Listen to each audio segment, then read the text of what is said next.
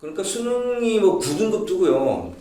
내신도 9등급 정도 떴는데 그럼 논술로 통과가 가능하냐? 이게 가능하죠, 사실은. 근데 여기서 가장 중요한 점이 있습니다.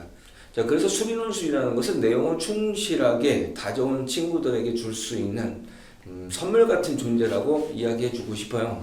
자, 그렇다면 본격적으로 시작하는 시기는 좀 언제 정도면 Miss you 한동안 난 부족한 뭔가 학생들에게 좋은 미치네. 점수를, 그게 바로 낭만이죠. 예, 낭만 강사 홍사부입니다. 자, 오늘은 제가 수리논술 관련된 것에 대해서 관심이 많으셔서 여러 가지 상황을 조금 정리를 해 드릴까 합니다. 자, 제가 한번 조사를 해봤더니 알고 싶은 것이 누가 준비를 해야 될까, 그리고 언제 준비해야 될까, 그 다음에 등급은 어느 정도일까, 그리고 학통과 기한은 어떤 수준에서 출제가 되는가에 대해서 궁금한 게 가장 많으셨던 것 같습니다. 수리논술은 어느 정도 인원들을 뽑는지에 대해서 조금 알아보겠습니다. 먼저 논술 전형은 전체 37개 대학에서 1만 1,161명이 모집이 됩니다. 자연계 논술은 37개 대학 6,525명이 모집이 되고 있습니다. 자, 이 경우에 의학 계열도 많이 궁금해 하시잖아요. 자, 의학 계열은 전체 116명인데요. 부산대 논술은 지역이 이제 15명이라서 이건 그 지역밖에 대상이 안 되겠죠. 그래서 자, 의대 같은 경우에는 101명이 모집을 하는 걸로 지금 나와 있습니다. 그 모집 인원들이 적지는 않죠. 그리고 의대 모집 인원도 역시 상당한 수를 나타내고 있습니다. 그러면 논술은 누가 봐야 될까에 대한 질문입니다. 근데 이 질문은 논술은 누가 봐야 할까와 논술을 보는 등급은 어느 수준일까는 같은 맥락으로 좀 읽혀드리고 있습니다.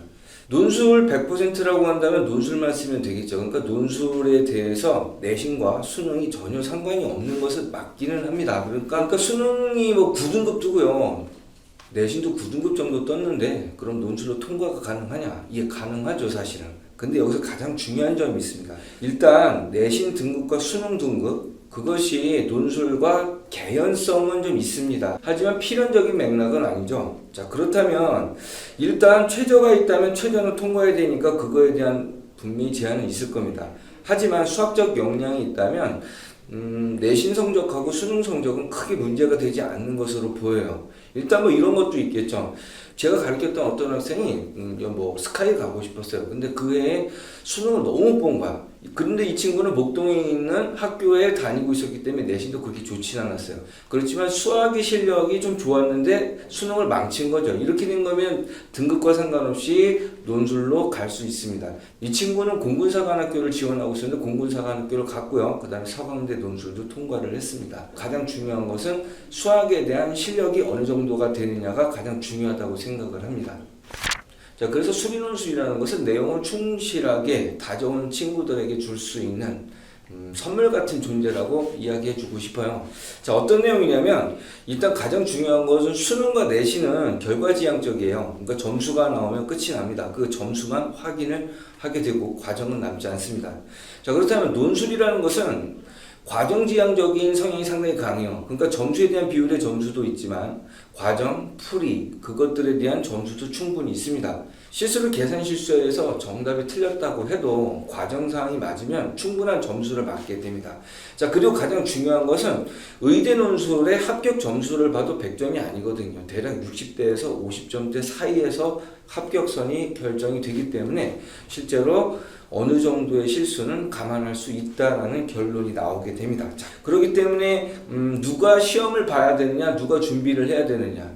자, 일단 시험 보는 사람과 준비해야 되는 사람은 확실하게 명확해졌죠. 자기가 상당히 높은 수준의 대학을 가려고 한다. 혹은 자기가 의대를 가고 싶어 한다. 자, 이렇게 되면 조금의 실수도 그 학교 혹은 의대의 합격선에 분명히 큰 영향을 주게 됩니다. 그런 경우에 그거의 실수를 회복할 수 있는 방향으로서 수리논술은 충분히 도움이 될 수 있다고 생각합니다. 또 한 가지가 있어요. 어떤 거냐면 우리가 의대를 가고 싶어 했을 경우에 그것에 대한 성적이 어느 정도냐라고 하면 대략 1.1 정도 안쪽으로 들어와야만 교과 성적이 들어갈 것이고 학생부 종합전형이라 한다 하더라도 대략 1.3 안쪽으로 들어와야 될 겁니다. 자, 그렇다면 이렇게 가정을 해보죠. 1학년 때 자기가 좀 놀았어요. 그러다가 1학년 후반부에 각성을 합니다. 자, 그 다음부터는 공부를 열심히 해가지고 성적을 많이 올렸고 그 다음에 실력도 상당히 많이 올렸어요. 그래서 상당한 실력의 도달했다고 가정을 해보죠. 이럴 경우에 수시는 일단 불가능할 겁니다. 자, 그렇다면 논술을 본다 그러면 여러 번의 기회를 더 만들어낼 수 있기 때문에 이런 사람들은 분명히 수리 논술을 볼 필요가 있을 거고요. 준비를 할 필요가 있을 겁니다. 자, 그렇다면 수리 논술을 누가 준비해야 될까에 대한 좀 막연한 선 말고요. 정확한 선을 한번 이야기해 보도록 할까요? 일단 의학 계열 쪽으로 진학하고 싶은 사람들이 논술을 준비한다. 그럼 어떤 정도가 돼야 될까 생각을 해보면 객관식 22번 하고요. 그 다음에 주관식 30번을 풀 수 있는 능력이 되는지를 먼저 검증해 보셔야 될 겁니다. 그게 풀리지 않는다면 사실 의학 쪽의 논술로 합격이 좀 힘들다고 보시면 될 것 같아요. 건동숙보다 높은 정도의 그 레벨을 가진 대학을 진학한다 그러면 어느 정도 수준이어야 될까라고 생각을 해보면요. 제 생각에서는 대략 84 이상의 점수를 갖는다면 충분히 가능할 것 같습니다. 자, 그렇다면 그 이하의 대학들은 어느 정도 수준을 가져야 될까요? 일단은 적어도 70 후반의 점수가 나와야만 수리논술을 준비하는데 크게 문제가 없을 겁니다. 자, 그러니까 등급하고는 크게 상관이 없고요. 문제에 접근하는 수준이 어느 정도냐로 판단을 해야 되기 때문에 점수로 판단을 해내는 것들이 더 중요할 것 같습니다. 자, 그렇다면 언제부터 논술을 준비해야 될까? 상당히 관심이 많죠. 자, 그런데 아까 제가 말씀드렸습니다. 일단 실력 부분이 논술에 필연적인 연관성이 있다라고 이야기를 드렸잖아요. 그래서 논술은 단시간 내에 이루어진다고 볼 수가 없습니다. 그러니까 뭐 단시간 내에 수능 끝나고 조금 준비해서 되느냐? 될 수도 있고 될 수도 없다. 될 수 없는 경우는 언제냐? 실력이 안 쌓이는 상태에서 정리만 한다고 될 수는 없으니까 그럴 경우는 안 된다. 자, 계속 꾸준하게 내용을 숙지해 왔다면 가능하다. 짧은 시간으로. 이렇게 요약할 수는 있을 것 같습니다. 그걸 조금 더 상세하게 좀 말씀을 드린다고 하면요. 일단 수의 센스가 있는데 기본적인 소양들은 갖춰져 있지 않는 상태라고 생각을 해봅시다. 이렇게 됐을 경우에 논술을 쓸 수가 있겠느냐. 이런 친구들에게는 약수련 논술을 좀 추천해 드립니다. 서술보다는 간단한 상태로 문제의 답이 추출이 될 수 있기 때문에 좀 심화된 내용들을 모른다면 이런 것은 가능하다고 생각을 합니다. 자, 그렇다면 언제부터 준비해야 되느냐? 아까 말씀드렸지만 일단 논술이라는 것은 충분히 내용을 쌓은 사람들에게 주는 보험과 같은 선물과 같은 존재라고 말씀을 드렸습니다. 그렇기 때문에 내용은 처음부터 충실하게 준비를 해놔야만 가능합니다. 그렇게 됐을 때는 본격적으로 짧은 시간 내에 준비가 가능하겠죠. 자, 그렇다면 본격적으로 시작하는 시기는 좀 언제 정도면 좋을까라는 거에 대한 이야기가 좀 필요할 것 같아요. 자, 근데 이것은 일단 지역적인 편차가 조금 있다고 생각을 합니다. 심화된 내용의 문제들을 좀 접하기 힘든, 그러니까 내신 문제가 좀 쉽고요. 그리고 수능에 대한 관심이 크게 없는 그런 지역이라면 일단 내용들이 좀 쌓이고요. 심화된 것들을 하기가 좀 힘들잖아요. 그런 경우에는 조금 관심을 가지고 미리 시작을 하는 것도 나쁘지는 않습니다. 일단 내신과 수능이 어느 정도 될 수 있도록 준비해 나오는 상태에서 시간을 내서 심화된 내용을 좀 접할 수 있는 기회를 미리 갖는다라는 것은 충분히 합격할 수 있는 가능성을 높일 수 있다고 생각을 합니다. 학교의 내신이 충분히 어렵고 평소에 암기 공부를 하지 않은 그런 상태의 아이들은 어떨까? 일단 갑방구라는 그런 명칭을 갖고 있는 그런 학교들 있죠. 그런 학교들은 일단 내신이 상당히 어려워요. 그렇기 때문에 상당히 심화된 내용의 문제들을 평소에 접할 수 있기 때문에 이런 친구들은 고등학교 3학년 여름방학부터는 출발하면 좋겠다라고 생각을 하고 있습니다. 자, 그러니까 언제부터 시작해야 되느냐에 대한 정답은 일단 처음부터 내용을 숙지하는 게 맞다.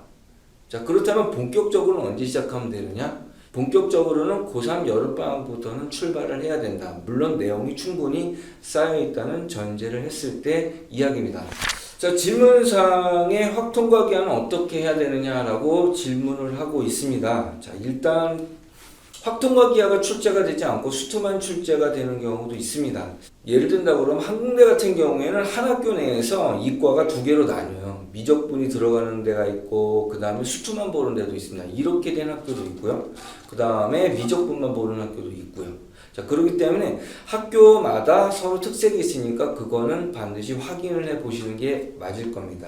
자, 그렇다면 좀 더 상세하게 들어가서 확통과 기하가 나오는 경향성을 좀 보면 이걸 준비해야 될 것이냐 말 것이냐를 분명히 알 수 있을 겁니다. 자, 일단 확통 같은 경우에는 기본적인 경우의 수와 그다음 확률이 출제가 됩니다. 자, 근데 이것이 좀 심화된 상태로 출제가 되는 것이 아니고 대부분 수열과 엮여져 있는 형태로 출제가 되는 경우가 많기 때문에 이거는 단기간 내에 그 논술 수업을 받으면서 충분히 흡수가 가능하다고 생각을 합니다. 자, 근데 기하가 문제예요.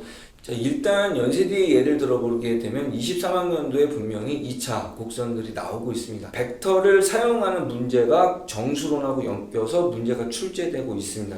문제가 좀 어려웠죠.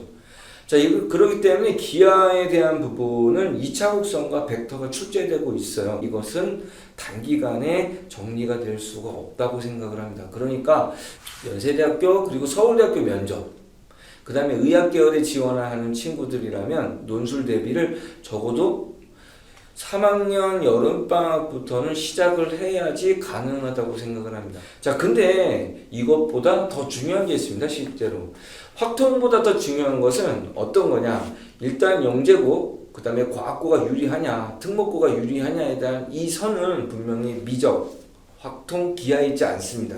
이건 과학 부분에 관련된 내용으로 이해를 하시는 게 좋아요. 자, 그렇기 때문에 그 각 대학 상황에서 과학을 출제를 하고 있는지에 대한 선택 상황을 좀 더 확인을 해 보시는 게 좋습니다. 자, 지금까지 수리논술에 대해서 간략하게 정리를 해드렸는데, 자, 이제부터는 제가 토마스 아카데미에서 여러분들을 만나게 됩니다.